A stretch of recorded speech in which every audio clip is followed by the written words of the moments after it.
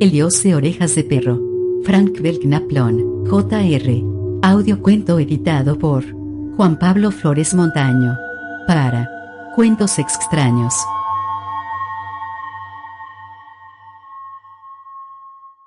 El dios de orejas de perro. 1. ¿Qué piensas sobre ello?, preguntó el profesor Dewey. El tamaño colosal del sarcófago que albergaba a la momia acentuaba la pequeñez de mi amigo. Por algún motivo, no sé por qué la imagen se me vino a la cabeza. Pensé en De Quincey, el alucinado fumador de opio, caminando perezosamente por las calles de Londres, un personaje grotesco y diminuto calzado con pantuflas que llevaba el mundo dentro de su cabeza. El profesor Dewey tenía un increíble parecido con De Quincey. Su frente era alta y estrecha, y estaba llena de arrugas, tenía las mejillas chupadas y la piel allí estaba tirante y amarillenta. Apenas podríamos describir su nariz como de tipo romano, era tan exageradamente hebrea que no había ninguna duda de que por sus venas corría algo de sangre judía. Su sonrisa, cuando sonreía, era sombría y sin vida, y muy poca gente se sentía atraída por su persona. Pero debajo de este aspecto repulsivo y exterior, el pequeño sujeto tenía un buen corazón, y yo encontraba su compañía deliciosamente estimulante. El hobby del profesor Dewey era la arqueología y compraba importantes cantidades de momias todos los años, ilegalmente, me temo. Jamás ningún oficial de aduanas curioso ha puesto sus manos gubernamentales en las adquisiciones del profesor Dewey. Ningún empleado administrativo impertinente y de ojos azules ha cuestionado al profesor Dewey por el valor de sus extrañas y, con frecuencia, repulsivas propiedades. El profesor ha hecho arreglos con una docena de oficiales taimados y pillos para no ser interrogado, y como resultado de estas cuidadosas negociaciones jamás ha perdido una momia, ni un escarabajo, ni una piedra preciosa. En tan solo un año 83 momias han sido introducidas clandestinamente en su majestuosa mansión de piedra parduzca situada en Riverside Drive. Nos encontrábamos en la habitación de las momias del profesor Dewey, una sala enorme alfombrada de terciopelo rojo y cubierta por unas más que siniestras cortinas negras. Me parecía ridículo que el profesor adornara esta estancia con los tópicos de un melodrama de misterio, pero siempre me ha resultado imposible entender los divertidos caprichos de mi amigo. Debajo de su excentricidad era un personaje razonablemente genuino y no es justo esperar mucho sentido común o compostura en los hombres de genio. La momia que estaba ante nosotros era excepcionalmente alta. Destacaba con claridad en las tinieblas amarillentas de la enorme habitación y tenía indudables señales de ser muy vieja. Su forma era realmente rara, el pecho le sobresalía curiosamente y su nariz era gigantesca. Efectivamente, este último miembro casi sobresalía por entre las vendas aromáticas y malolientes. Un cirano egipcio, señalé, permitiéndome una sonrisa en mi rostro, generalmente adusto y severo. El profesor aseguraba que mis acciones eran solemnes y, al ser muy joven, me sentí bastante orgulloso de esta observación. Seguro que las damas le rehuían, añadí, al ver la mueca de mi amigo. Estamos tratando un asunto serio, dijo, tras una pausa que pareció interminable. Jamás ha llegado de Egipto nada igual. No me agrada. La voz de mi amigo era angustiosamente hueca. Me ponía nervioso e intenté calmarle. No veo nada extraño en esta momia, repliqué. Está claro que, entre los egipcios, también existían distintos tipos de personas. Me atrevería a decir que tenían sus propios espectáculos y circos en los que actuarían los típicos bichos raros. Este pobre sujeto debió de haber sido el rey de los bufones. No está nada bien burlarse de él ahora, después de tantos años. Estoy seguro de que su vida fue bastante desdichada. El profesor frunció aún más el ceño. Hay que ser serios, dijo. Esta momia es muy poco corriente. No soy ningún sensacionalista, mi querido amigo, pero puedo afirmar que a mis enemigos les encantaría usar esta cosa para desacreditarme. Tenemos que ser muy cautelosos a la hora de publicar los resultados de nuestros experimentos. ¿Experimentos?, repetí. Poseía un entusiasmo casi infantil y ridículo por cualquier variedad de investigación. Tengo unos cuantos experimentos en la cabeza que van a demandar gran cantidad de coraje. Si crees que no estás capacitado para llevarlos a cabo, te agradecería que me lo dijeras con toda franqueza. Pero antes tengo que avisarte y prepararte, y describir lo que vamos a hacer. El profesor encendió un panetela, 8, absurdamente largo y fumó en silencio un rato. El humo ascendía en espirales y formaba una nube extraña de color grisáceo sobre el cajón en el que reposaba la momia. Esta parecía destacar en medio de las tinieblas como si fuera la vengadora de las otras desdichadas e indefensas 83 que el profesor había diseccionado y destruido. Cuando mi amigo volvió a hablar, su voz había adquirido un tono más calmado. Habló lentamente, interrumpiéndose de cuando en cuando con una tos ocasional. Hay algunos mitos entre las ricas tradiciones de la humanidad que no están del todo basados en hechos objetivos y sólidos. No creo que la imaginación de los pueblos primitivos sea capaz de crear por sí sola castillos en el aire. La ciencia moderna muchas veces no nos deja ver con claridad y se burla con demasiada frecuencia de las leyendas sobre dioses y diosas que han llegado hasta nosotros. Es absurdo pensar que los egipcios crearon sus dioses monstruosos a partir de la mera observación del reino animal. Existe algo tan inmenso, tan psicológicamente terrible acerca de los dioses egipcios que es difícil creer que tan solo sean un simple producto de la imaginación humana. O bien son entes creados por algún soñador con una fantasía inaudita, un Edgar Allan Poe egipcio, o... El profesor Dewey se calló antes de terminar su sentencia. Supongo que le costaba decir en voz alta tan aventurado juicio, pues hizo una pausa antes de proseguir. Esos dioses con forma de cocodrilo, aquellos con cabeza de gato o las divinidades de orejas de murciélago, son entes más extraños y envilecidos que cualquier otra cosa que podamos encontrar en el mundo moderno. Incluso los negros salvajes de África o Australia serían incapaces de desarrollar algo tan maligno. Y sin embargo, si hacemos caso a los historiadores, el pueblo egipcio alcanzó un nivel muy alto de cultura ética. No serían capaces de mostrar con tanta alegría semejantes horrores. Mi amigo dudó de nuevo, como si le molestara poner en palabras su teoría. Mi entusiasmo le animó a hacerlo por fin. Con frecuencia he pensado que esos monstruos existieron en la realidad, porque tenemos que suponer que los hombres son los únicos seres inteligentes que moran en este planeta. Hay tantas evidencias de lo contrario, tantísimas, que siento que mi teoría es cierta. No me considero un estúpido. Mis enemigos, creo que el profesor tenía complejo de persecución, darían con gusto varios años de su vida por escuchar esta conversación. Pero tan solo conocerán los resultados, si estos no son demasiado repugnantes. El profesor Dewey se hundió en su silla como si estuviera exhausto. Tenía la frente amarilla cubierta por completo de cientos de gotitas de sudor. Le temblaban los labios. George tartamudeó: tenemos que probarlo. Esta noche dormiremos aquí. A no ser, claro, que tengas miedo a dormir con eso en la misma habitación. Pero, en realidad, ¿qué es eso?, pregunté, señalando con horror la colosal momia. Mi amigo no me respondió directamente, pero sus palabras fueron terriblemente perturbadoras. Hace 20 o 30.000 años los egipcios enterraron a su primer rey. Existían extraños reyes en los albores del mundo. 2. El profesor Dewey estaba durmiendo profundamente, pero algo hizo que me incorporara. No sé si oí el ruido en sueños o si realmente provenía de la esquina de la habitación en la que la gigantesca momia yacía solemnemente envuelta en sus vendajes. Pero viniera de donde viniera, resultó bastante inquietante escucharlo a las 3 de la madrugada. Quizás hayas escuchado a los perros aullando en la noche en medio de algún páramo solitario, o a lo mejor has oído en los trópicos los terribles gemidos de los monos cuando despiertan de un sueño sin alma y ven las estrellas que les espían con maldad. Si has oído semejantes sonidos, podrás hacerte una vaga idea de lo viles que resultan estas exhibiciones siniestras y del terror que provocan en cualquier persona normal. El primer gemido que escuché, y que en ocasiones parecía subir de tono hasta convertirse casi en un aullido, no me asustó. Pero si la incómoda silla que tenía debajo de mis posaderas se hubiera puesto a charlar con el sofá, o el reloj hubiera comenzado a andar por la alfombra, no me habría horrorizado tanto. Me incorporé y esperé. Durante un rato no sucedió nada, pero luego empecé a oír un tenue sonido, como si alguien arañase y rasgase la madera, intentando salir de un armario. Unas arpas, fueran del tipo que fueran, estaban sin duda ocupadas en alguna parte.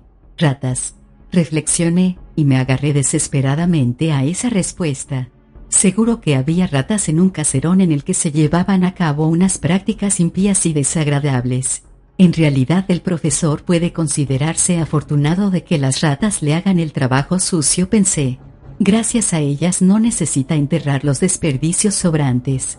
Tiene que ser muy difícil deshacerse de todos los huesos de los dedos, los pelos y esas cosas, a no ser que los queme, y, desde luego, las ratas le evitan esa incómoda tarea. El profesor es realmente afortunado. Adorables y juguetonas ratas.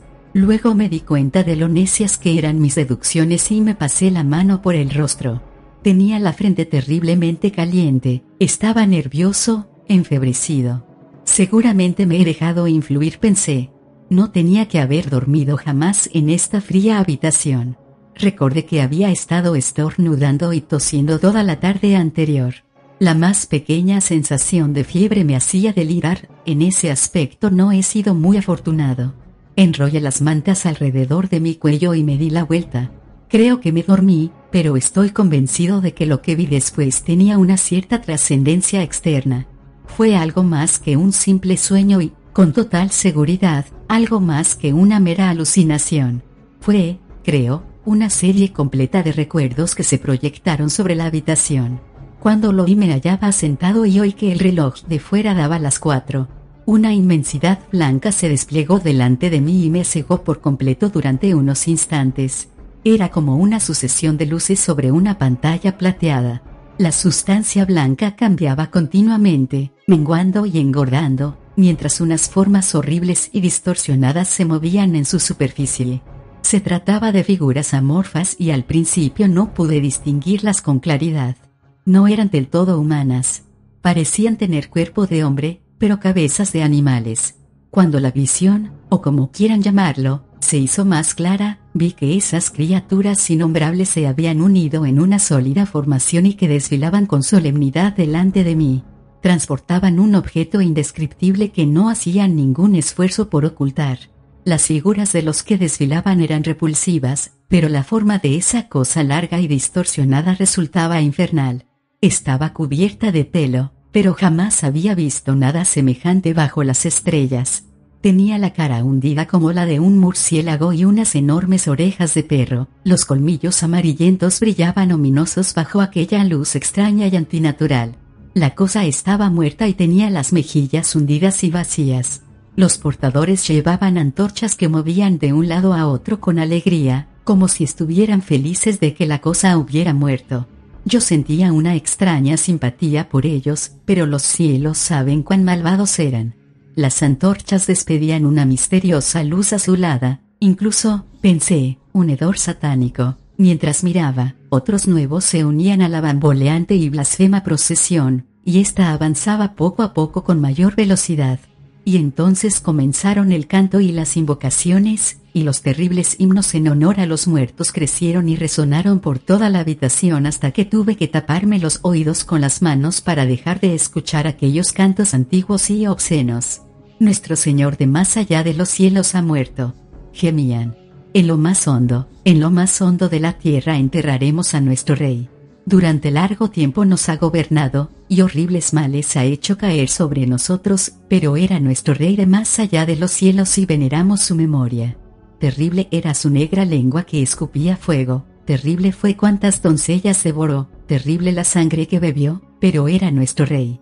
En el libro de los muertos está escrito que será juzgado por los dioses, por sus iguales será juzgado. Aparecerá como una serpiente, como un reptil ante sus pares, pero por sus orejas le conocerán. Entonces la imagen se aclaró por completo, y vi que el cortejo pisaba unas arenas calientes y rojizas, y una enorme estatua de piedra que asomaba por detrás de ellos. Se trataba de una esfinge, pero mucho más antigua que la que nosotros conocemos, y sus ojos brillaban funestos. Enterraron a su rey en el interior de una profunda fosa excavada en la tierra, redonda y perfecta, al pie de la estatua, y arrojaron polvo de oro sobre él. y ungieron sus labios con el aceite que portaban en unos jarros de porfido veteado. Indescriptibles fueron los ritos que realizaron ante él, y las últimas palabras del repugnante sacerdote mayor, que tenía cabeza de lagarto, sonaron letales, y yo temblé al darme cuenta de a quién iban dirigidas. Dormirás durante 30 siglos, pero una criatura pequeña, sin pelo y desvergonzada, te arrastrará porque en su época él es como un dios. Pero su maldad no perdurará mucho tiempo bajo el sol. Él también volverá al polvo, y una criatura insignificante sin pies ni ojos jugará con sus resecos huesos. Está escrito: descansa en paz, y recuerda a los que te adoramos. La visión se hizo más difusa y las figuras parecían fusionarse unas con otras. Luego, poco a poco, la oscuridad fue haciéndose dueña del lugar y me vi a mí mismo contemplando aterrorizado la monstruosa adquisición del profesor Dewey.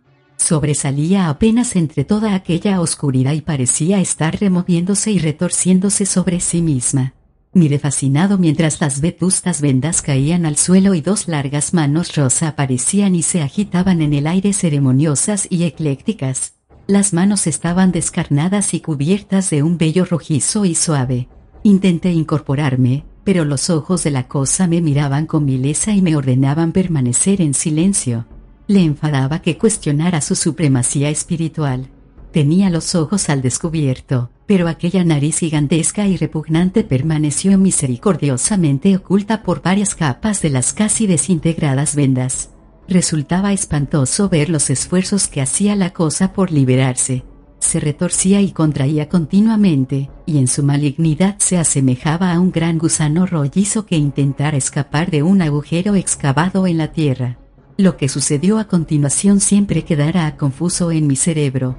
Creo recordar que el profesor Dewey yacía tumbado de espaldas con los ojos cerrados y que algo se erguía delante de él en medio de la penumbra reinante, como un vengador de tiempos remotos. Creo que vislumbré unas facciones terriblemente espantosas, dos orejas enormes que sobresalían de un cráneo estrecho y verdoso, y la silueta de una nariz gigantesca, tan larga como la trompa de un elefante, que permaneció breves momentos de perfil. Después fuego, un diluvio de fuego que salió de la nariz y de la boca de la criatura, un fuego salido del infierno, de más allá de Arturo. Vi que los ojos del profesor se abrían, y descubrí que contemplaba a la cosa con una momentánea mirada de triunfo. El júbilo de su rostro fue rápidamente reemplazado por la agonía y la desesperación. Extendió los brazos como si intentara rechazar una terrible maldición y, mientras yo miraba, su rostro se marchitó y ennegreció. Tenía razón, gritó. Los egipcios no veneraban a los hombres. Dios tenga piedad de mi alma. No me quedé para reconfortar a mi malherido amigo. Salí gritando de la habitación y corrí hasta abandonar la casa y llegar al exterior. Miré hacia arriba y pude ver un hilillo de humo que salía de una de las ventanas superiores, pero me di la vuelta. Corrí alocadamente a través de avenidas solitarias y retorcidas callejuelas, y finalmente encontré la entrada de una boca de metro. Me precipité salvajemente escaleras abajo y pasé por delante de la taquilla sin pagar el peaje. Por suerte nadie me vio. Al rato me hallaba en el interior de un rugiente convoy, con los hombros apoyados en un desgraciado que estaba borracho, a cuyos oídos susurré una historia que le hizo lanzar una exclamación y negar con la cabeza. A vosotros los jóvenes siempre os pasan cosas, hizo una mueca. Ya me gustaría tener tu suerte. Siempre he pensado que los periódicos son excesivamente prosaicos a la hora de relatar las noticias. El siguiente recorte, aparecido en un periódico de Nueva York, demostrará lo que digo. Un incendio en el West Side causó serios problemas ayer por la mañana, cuando 3 dotaciones de reserva de la policía tuvieron que ayudar a los bomberos para cerrar el paso a los excitados transeúntes que querían acercarse al edificio en llamas. Durante 2 horas 30 o 40 hombres encapuchados se esforzaron por rescatar al inquilino y causaron serios inconvenientes. La policía no se podía explicar por qué unos extraños se tomaron tantísimo interés en un pobre y moribundo desdichado, hasta que luego se descubrió que el edificio estaba habitado por un profesor excéntrico y misántropo al que se cree envuelto en ciertas operaciones de contrabando. El agente Henley, de la comisaría de la calle Oeste 93, Asegura que uno de los rescatadores se quitó la capucha un instante y que su rostro estaba cuarteado y comido por los bordes. Por suerte para la reputación del agente Henley se sabe que sufre de migrañas, y lo más probable es que lo que ha imaginado ver no tenga ninguna base real. Los intentos alocados y nerviosos de los desconocidos por entrar en el edificio dieron al traste con las operaciones de rescate. Se le vio un instante en una de las ventanas, y todos los que permanecían mirando desde la calle declararon que su pelo y su barba estaban ardiendo. La parte superior del edificio quedó destruida por completo.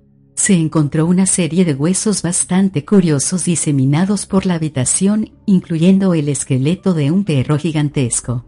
Ya se han declarado 3 incendios más durante las 3 semanas anteriores y la policía está investigando los rumores sobre un posible pirómano.